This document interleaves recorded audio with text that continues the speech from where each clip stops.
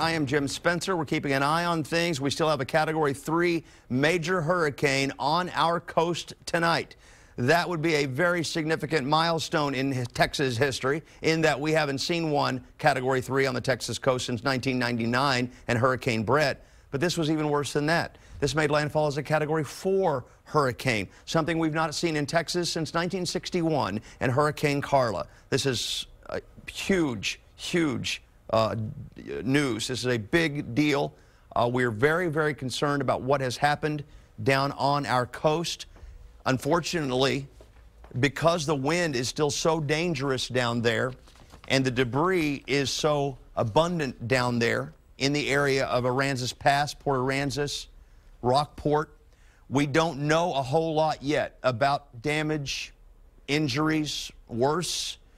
We have some fears from some things that we have heard in terms of houses being wiped away by this hurricane.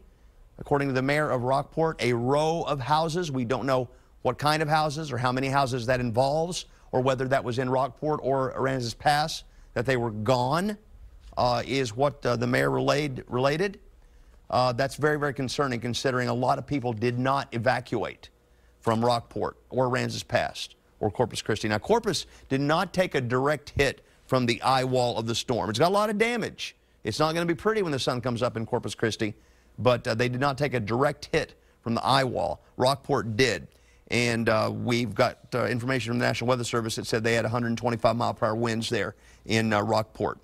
We have information that the roof of a senior center in Rockport collapsed, and that the multiple people, we don't know how many, seniors from that senior center were being taken over to the county's jail for shelter and treatment after that roof collapse. They can't even get to a hospital right now. It's so bad down there. And then we had other reports, significant damage at the courthouse, significant damage at the high school, a building on Aransas Pass called Harbor Master Building destroyed. Just some of the reports we have at this hour. The new information for you is a tornado watch has been issued for Lee and Fayette counties until 1 o'clock. Flash flood watches from Blanco to the metro to the eastern counties. Those will continue all weekend. Tropical storm warnings, Hayes, Caldwell, Bastrop, Fayette. The tornado watch has covered up the tropical storm warning, but it's still in effect. Tropical storm force winds are possible there in the morning. Let's look at the hurricane here. Incredible, absolutely incredible presentation on our satellite. Look how big this thing is. I mean, it covers from north of Brownsville to East Texas to Tyler. Massive. Impressive eye still in the storm. Still a Category 3. You can see where it came in. There's Port A right there. It went right over Rockport. Notice how the sky clears? That's the eye. Calm. Dead calm right there in the eye of a hurricane. You can't, no wind at all. You can see the stars when you look up. It's incredible. But once you're in the eye of the hurricane, like our crew was earlier, that means you still got the second half of the storm to ride out.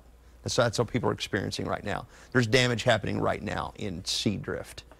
There's damage happening right now between Beeville, Palacios, that is Victoria, right there behind the banner. Let's go to the radar and we can see that a little better, I think.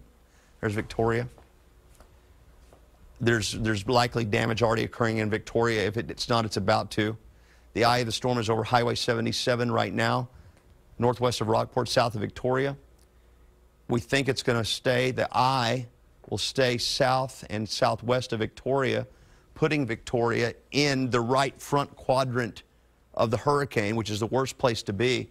There's going to be wind damage in Victoria.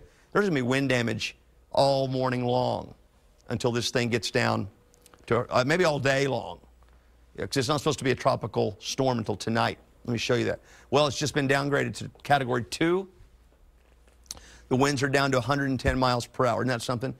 We're talking about the storm is weakening now. It's down to 110 miles per hour, gusting 160. It's still moving at 6 miles per hour.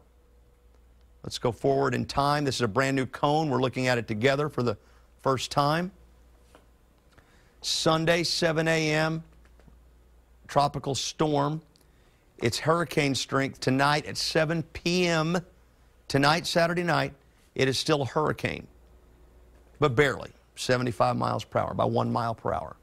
Then let's watch what happens after that.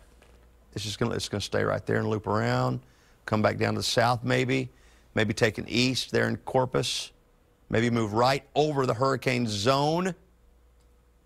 That's a little shift right there, but not much from the last update. And then back up to, moving back up toward Columbus, Texas, between Houston and LaGrange, Wednesday as a tropical storm.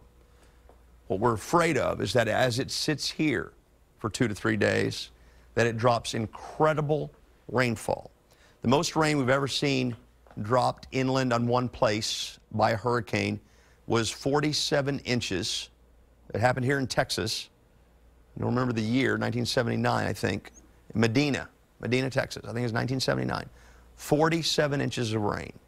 We have a computer model that says this one dropped 60, somewhere down here in this area. Now, is that actually going to happen? I doubt it. That's the outlier. That's the high one. But could it drop 30 inches? Yes. Could it drop 40 inches? Absolutely. Somewhere down in here. Could it drop it up here in our area? Well, we've got some models that keep wanting to put 30 inches of rain down in Fayette County.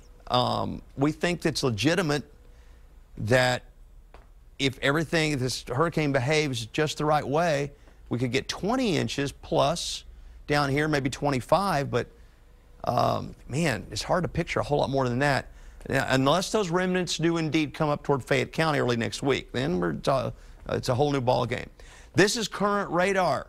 We've got the bands of Hurricane Harvey moving through Austin right now. We've got heavier rain, though. We've already had an inch over much of Fayette County already this morning, an inch over much of Fayette County. You got a lot more to come. And those little red areas you see right there, those are going to be real heavy downpours when they get in.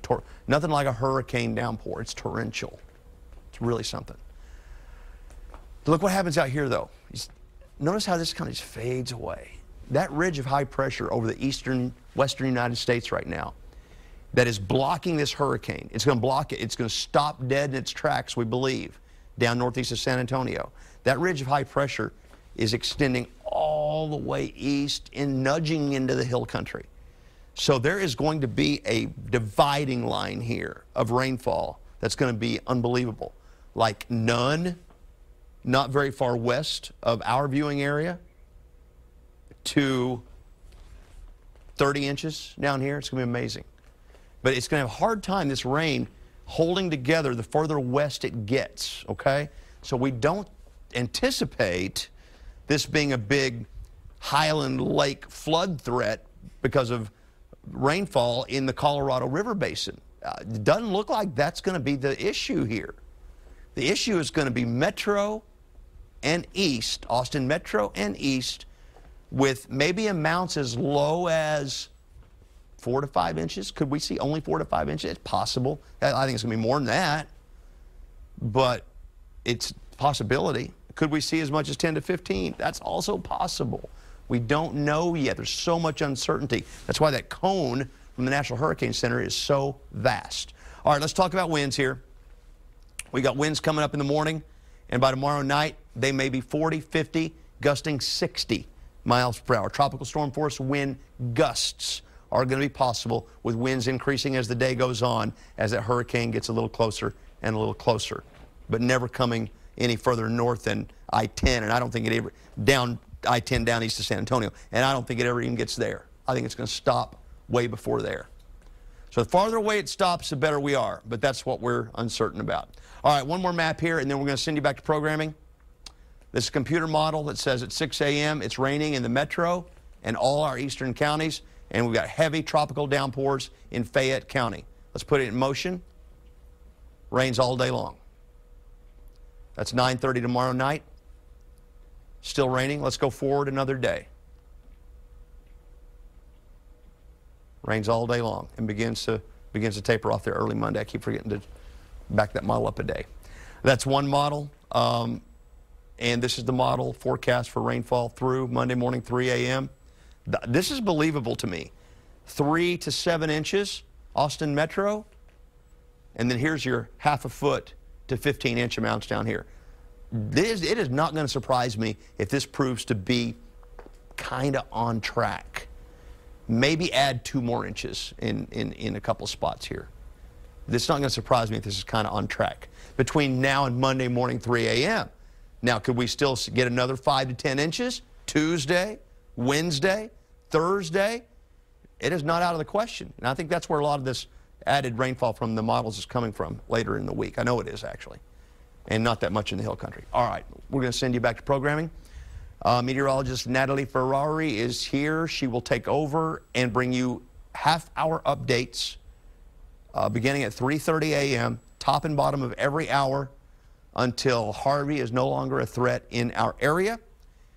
You are on KXAN.com. You will find continuous coverage through the course of this storm, as well as on our social media channels. I'm Jim Spencer here in the KXAN First Warning Weather Center. Keep it right here. We'll keep you advised.